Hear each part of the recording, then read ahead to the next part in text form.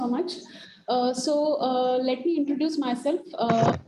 Myself, Madhura Khole. I'm a pediatric physiotherapist working in KM Hospital since last 12 years.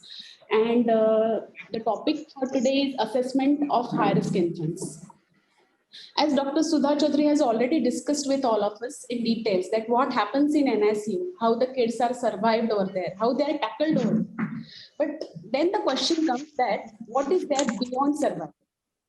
Definitely, the survival of these preterm infants has increased over the last 2 decades, and thanks to the latest technologies and the best team of neonatologists for that. But the long-term morbidity of these survivals, it is still a question mark. It is a serious concern. So should we leave them with whatever problems or disabilities they have got, or the quality of life is also important? Yes, we know the answer. That is where we introduce the early intervention. So, do we take each and every child for early intervention? No, not all the candidates who are admitted in the NICU are enrolled for early intervention. So, these are the high-risk candidates criterias which we take for early intervention. First is prematurity, then very low birth weight, that is less than 1.5 kg, hyperbilirubinemia, genetic syndromes, hypoglycemia, septicemia, HI, then babies with orthopedic problems like arthrogryposis, then all ventilated babies and intraventricular hemorrhage. So the assessment of and the intervention definitely of high-risk infant is done at 4 levels. First at NICU level, then at high-risk clinic level where we assess at 3, 6, 9 and 12 months as Dr. Sudha Chaudhary has already discussed with all of us. Then we again assess the baby at preschool and school level for any writing problems or any behavioral problems. Also, they can have sensory issues also. So we again have to assess them at preschool and school level. Then the assessment in the NICU is the assessment in the NICU is like neurological assessment, which is mainly done by the pediatric neonatologist. Then oromotor assessment, respiratory assessment, and sensory assessment. Can everyone please mute? Thank you so much. Yes, Ghanshyam, mute everybody. Yes. Okay, so the oromotor assessment, respiratory assessment, and sensory assessment. These assessments are mainly done by the physiotherapist, wherein oromotor assessment, we have to check whether the baby is able to suck properly or not. For respiratory assessment, the kids who are on ventilator, who have chest infections, we have to go for respiratory assessment. And sensory assessment totally depends on the symptom wise, you can say, because whenever the patient is cranky without any reason, then we have to think of sensory assessment. Now, when the patient gets discharged from the NICU, then Dr. Sudha Chaudhary has already told us that we do parent counseling. She herself does that. Then she gives a handbook for home care, which has important milestones. And there is a follow-up schedule written with dates for neurodevelopmental assessment. Now, I am telling you this again because I want you to understand that we go according to the neurodevelopmental assessments as per the age. And that is very important. So the first follow-up with the pediatrician is actually at 1 week after discharge from the NICU, or it can be after 15 weeks also. It depends on the pediatrician. But the first neurodevelopmental assessment with the pediatric therapist usually occurs at 3 months of age, and that is in the high-risk clinic. Then the second neurodevelopmental assessment is at 6 months, third one at 9 months, fourth one at 1 year, and the psychological assessment is usually done at 18 months of age. So these are the steps you can say for the evaluation of the high-risk infant.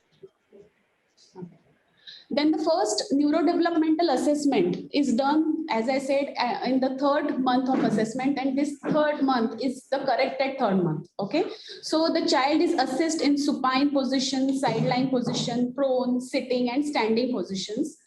We have to check for tone and reflexes, and also the developmental achievements. Along with all these things, symmetry is very important.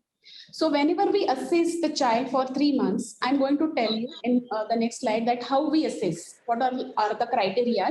But before that, let me tell you that we score as typical or atypical in the assessment. Okay, so whenever the child is showing normal criteria or milestones, then we give him typical, and whenever we give whenever there is some abnormality, then we give them atypical.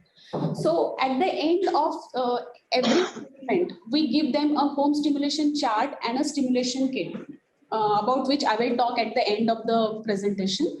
And depending on how the baby scores in the developmental assessment, we either call the child after maybe after 1 month or 3 months, or we directly refer the child. So it definitely depends on the score, how the child is scoring in the assessment. So let's see how is the assessment done in Harris Clinic. So you can see in the supine position, a 3 months baby, we expect that his head should be in midline. He should be able to rotate the head from left to right. Then visual engagement, that means that he should have good eye contact. Then he should try and reach and grasp the object. Good midline activities of both the upper limbs should be there. Anti-gravity movements of both the extremities are very important by 3 months. Then there should be social smile and eye contact, hand regard and hand to mouth. These are also very important milestones in the 3rd month, which you have to check in supine position. For the sideline position, you have to check for lateral head writing. The child in sideline position assist in rolling, and he can try and go for prone position. He is also able to maintain the sideline position at 3 months. In prone position, the elbows are in front of the shoulder usually. You can see in the photo. The weight bearing is on the elbows, and he can move arms to reach for the object. He can hold the neck steady and follow the objects in all the directions. And this is very important. Then only we can say that he is holding the neck properly.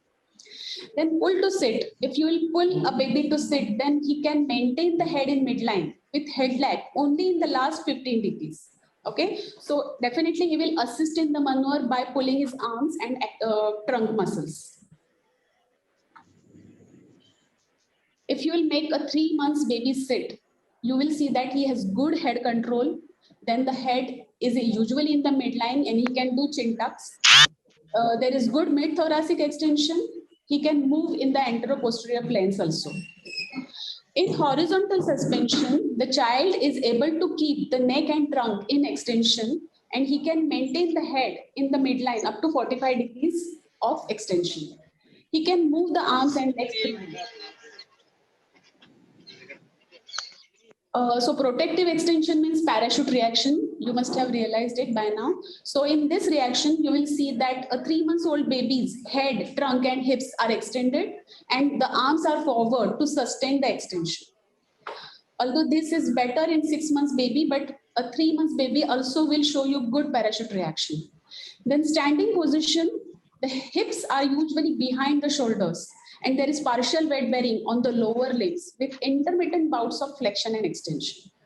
So this was about the 3rd month's assessment. I'm going to show you one video because we couldn't manage to show you one 3 months baby to assess because of this COVID situation. So I will show you one video for 3 months assessment, wherein you can see that a 3 months baby, if not showing typical movements, what will be the atypical criteria, then I will show you that time.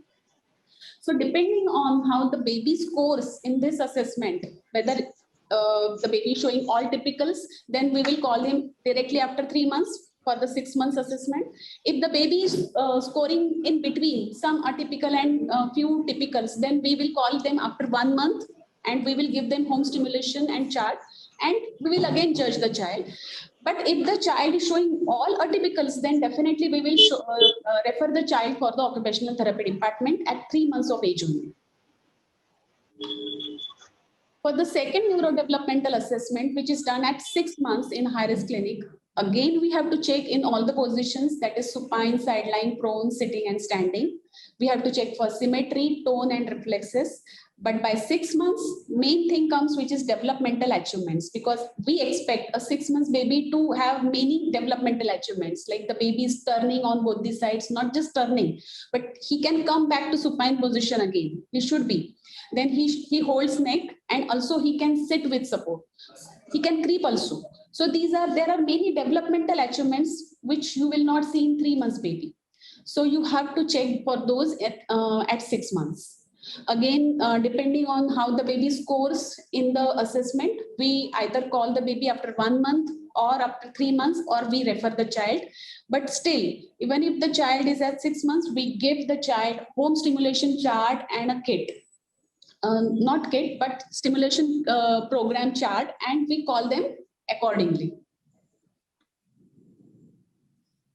Then for 6 months baby, now that was about 3 months baby. Let's see what to check in a 6 months baby in supine position. A 6 months baby immediately will take his legs and arms forward for foot to mouth. So that means he has good anti-gravity movements by 6 months. He is grasping, reaching, and transferring, and midline activities, they are more skilled than the 3 months baby. There is quick response to the sound or name, and also he recognizes his mother very well. He responds to his name also very well. Then he will show good visual motor response for looking. There is engagement in the mother and toys, and foot to mouth is very common in 6 months. In the sideline position, I will say a 6 months baby, if I will put him in the sideline position, he will hardly maintain himself in this position because he will immediately go in prone position. So what to check in this sideline position is that whether he is able to roll from supine to sideline to prone. That transition is very important to check at 6 months. That is what is called as active head writing. Then prone position for a 6 months baby, he will immediately come on both the upper limbs. That means he will prop up on both the upper limbs, then upper limbs. Then he can pivot in the prone. Then he can transfer the body weight from one upper limb, that is elbow, for reaching and grasping. And he can there he can start actually creeping. Okay, so he can dissociate the upper and lower limb both. And the palmar grasp also reaches by this month. Then if you will make a 6 months baby pull to sit, then you will see there is more quick response and active participation of trunk and neck muscles. There is good symmetry of head, neck, and upper limbs. If you will make a 6 months baby sit, then ideally we expect him to sit independently or with the hand support. There is stable neck and head control with active trunk extension. He can reach with one hand for the toy, and he can follow the toys in all the directions. There is wide base of support in the lower limbs. In the horizontal suspension, you will see full extension of head, trunk, and hips. You can see in the photo. Now for protective extension, you will see that there is he will quickly bring the hands forward as a protective response. He will prop with one hand and he will try and go with the upper limb, and he will try and reach for the toy with the other. Okay. So a protective extension is very well developed in the 6 months baby. If you will make a 6 months baby stand, then you will see there is sustained weight bearing on the extended lower limbs, and he can turn also the head freely to look around. So again, these are the criteria to check in all the positions, and depending on how the baby scores, whether he is typical or atypical or in between, we either call him after 1 month or after 3 months, or we refer the child. Third neurodevelopmental assessment is done at 9 months in the occupational therapy department or in high-risk clinic. Then the child can come to, what we expect a 9 months baby do. Then there are definitely more developmental achievements at this age. The child is not just sitting, but he can come to sit independently. Also he's creeping, he's crawling, and he's coming on knees also. So these are not just developmental achievements, but there are transitions also. He should come to sit, then from sitting he should go in prone, again he can come to sit, he can go in crawling position, he can come to kneel, sit to kneel, stand. So these are all the transitions which we expect a 9 month baby to do. Okay, so he can also release a small object in the container. He can point out at things. So we have to check for all developmental achievements at 9 months. And if at all he's not doing it, then we have to check where he is lagging behind, and then accordingly we have to start the early intervention. He can also do pointing by 9 months, and along with all these things, assessment of tone and symmetry is very important. For the fourth neurodevelopmental assessment, which is done at 1 year of age, mostly in the occupational therapy department only, we expect the child to he should have good kneel sit to kneel stand, then sit to stand. He should lower down to sitting. He can cruise along the furniture, and he can stand independently or with support, and also he can walk independently. Many times, if the child is coming to us from 3 months of age and he is on early intervention, then our patients are usually walking by this age. And then along with the developmental milestones, we have to look for the fine motor activities also, wherein the digital grasp is formed by 1 year of age, and that is why the child can scribble by this month. Also, along with the tone and symmetry, we have to check for the gait assessment, because the child, if at all he is walking, then whether we have to check whether he is walking in the right pattern or not. Is he walking with hemiplegic gait? Is he walking with knock knees or bow knees, or whether is he walking with both the feet turn outward or inward? Is he having any scissoring? There are many types of gaits, so we have to check for at 1 year for gait assessment. Now, as ma'am said, at every stage, we have to go for parent counseling, which is very important, because we mainly work with the child, and the synaptogenesis is mainly important, and it has to be a continuous process of learning. So we make the parents counsel. We tell them what is the condition of the child, what are the do's and don'ts, and all this counseling is mainly done by Dr. Sudha Chaudhary.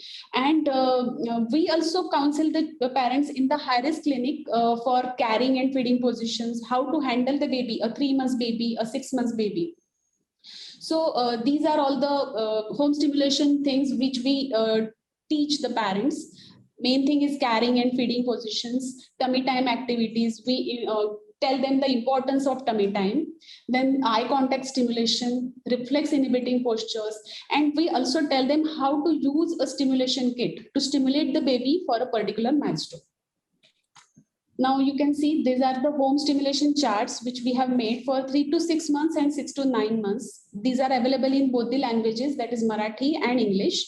These have pictures. This is 3 to 6 months chart, wherein you can see that we have shown how to carry the baby, how to feed the baby, how to give eye contact stimulation. This is about positioning. These are tummy time activities, and how to make the baby prone. These are midline activities. So I'm going to go in details of this, but in the afternoon session, let's just understand what we do at the time of assessment. So these are the charts which we give at the time of assessment. Okay, this is 6 months chart, wherein because we expect a child to sit and crawl, we have given more sitting positions, how to stimulate the baby for crawling, how to play in sitting, and kneel standing also. This is stimulation kit. Okay, and here we have toys like these. You can see there are different squeeze toys which are for auditory stimulation. This is bubble. Okay, so here we can use it for visual tracking. These are different toys for grasping. This is a hanging ball for visual stimulation. This is merry-go-round, you can see, for again visual tracking. This is very important. This is a ribbon with gungroos, which we tie on the hand of the child so that he can develop hand regard, midline activities. He will try and reach, he will try and grasp. So this is very important. So these are all the toys which we give in the stimulation kit at the end of the assessment in the 3 months baby only. So first, neurodevelopmental assessment is very important. We don't just give them Madhura, tell them you give the stimulation kit free of charge. Yes, we give We give this stimulation kit and chart free of cost. And we don't just give them this kit, we make them understand how to use this kit. And we have given all the instructions in the chart accordingly. So to summarize, early identification and intervention is very important, which will improve the independent functioning of the child and benefit the family and society at large. Thank you. So I hope this assessment part was fine with you. If you have any doubts, you can ask me. But right now we have a patient who is waiting for us, who is 6 months old, and we will be showing you how to assess a 6 months baby over here. We will be demonstrating it to you. If at all time remains, then I will also show you a video which has a 3 months baby's assessment.